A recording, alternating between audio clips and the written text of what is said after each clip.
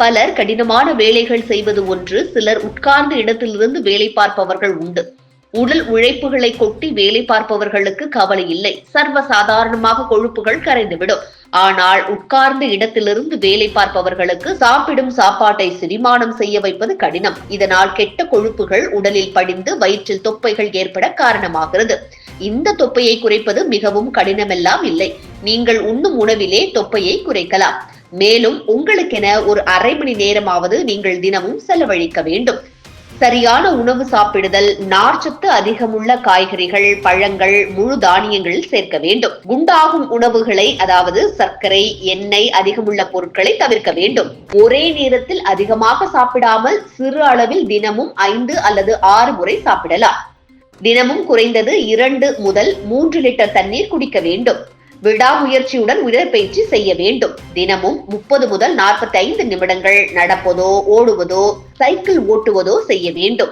நார்ச்சத்து நிறைந்த உணவுகளை உண்ணுவதால் மலச்சிக்கலை தவிர்க்கலாம்.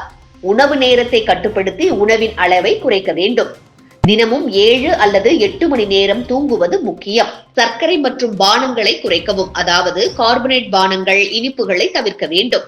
புரோட்டீன் அதிகமுள்ள உணவுகளை சாப்பிட வேண்டும். அதாவது முட்டை, பருப்பு, சோயா, நாட்டுக்கோழி போன்றவற்றை உணவில் சேர்க்க வேண்டும். ஆரம்பத்தில் தகுந்த குறிக்கோளை அமைத்துக் கொள்ள வேண்டும். குறிப்பிட்ட நேரத்துக்குள் எவ்வளவு தொப்பையை குறைக்க வேண்டும் என்று முடிவு செய்ய வேண்டும். நெருப்பு உணவுகளை தவிர்க்க வேண்டும். ஃபாஸ்ட் ஃபுட் மற்றும் தீய எண்ணெய்கள் பயன்படும் உணவுகளை நீக்க வேண்டும். தினசரி நடைப்பயிற்சி செய்ய வேண்டும். குறைந்தது 10,000 படிகள் நடப்பதற்கு முயல வேண்டும்.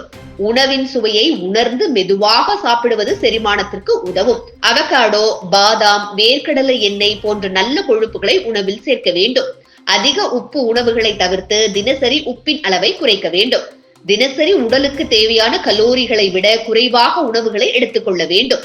யோகா அல்லது தியானம் செய்து மன அழுத்தத்தை குறைக்க வேண்டும்.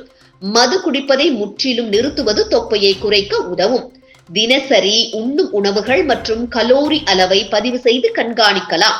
பொதுவாக எலுமிச்சை நீரை காலையில் எழுந்ததும் வெறும் வயிற்றில் குடித்தால்தான் தொப்பை குறைவதாக பலரும் நினைக்கின்றனர். ஆனால் இந்த எலுமிச்சை நீரை இரவு தூங்கும் முன் குடிப்பதனாலும் தொப்பை திறம்பட குறையும். ஏனெனில் எலுமிச்சையில் விட்டமின் சி மற்றும் ஆன்டி ஆக்சிடென்ட்கள் அதிகமாக உள்ளன. இவை உடலின் மெட்டாபாலிசத்தை மேம்படுத்துகின்றன. மேலும் இதில் இருக்கும் அசிடிட்டி கல்லீரலை நச்சு நீக்கம் செய்ய உதவுகிறது. அதற்கு வெதுவெதுப்பான நீரில் எலுமிச்சை சாற்றினை பிழிந்து இரவு தூங்கும் முன் குடிக்க வேண்டும். மஞ்சள் பால் மருத்துவ குணங்கள் அதிகம் நிறைந்த பால் மட்டுமின்றி உடல் எடையை குறைக்கவும் பெரிதும் உதவுகிறது. அதுவும் மஞ்சளில் குர்குமின் என்னும் சக்தி வாய்ந்த ஆன்டி ஆக்சிடென்ட் பண்புகள் உள்ளன. இது மெட்டாபாலிசத்தை ஊக்குவித்து உடலில் தேங்கியிருக்கும் கொழுப்புகளை கரைக்க உதவுகிறது. எனவே தொப்பை குறைய நினைப்பவர்கள் இரவு தூங்கும் முன் 1 டம்ளர் மஞ்சள் பாலை குடித்து வாருங்கள். இரவு தூங்கும் முன் 1 டம்ளர் இஞ்சி டீ குடித்தால் செரிமான பிரச்சனைகள் தடுக்கப்பட்டு செரிமான மண்டலத்தின் செயல்பாடுகள் சிறப்பாக இருக்கும். ஒருவரது செரிமான மண்டலத்தின் செயல்பாடு சிறப்பாக இருந்தால் உடலில் கொழுப்புகள் தேங்குவது தடுக்கப்பட்டு தொப்பை வருவது தடுக்கப்படும். கூடுதலாக இஞ்சியில் உள்ள வெப்பமூட்டும் பண்புகள் உடலின் மெட்டாபாலிசத்தை அதிகரிக்கிறது மற்றும் தூங்கும் போது கொழுப்புகளை திறம்பட எரிக்கிறது. இப்படிப்பட்ட இஞ்சி டீயை நாள்தோறும் இரவு தூங்கும் முன் குடித்து வர தொப்பையில் நல்ல மாற்றத்தை காணலாம்.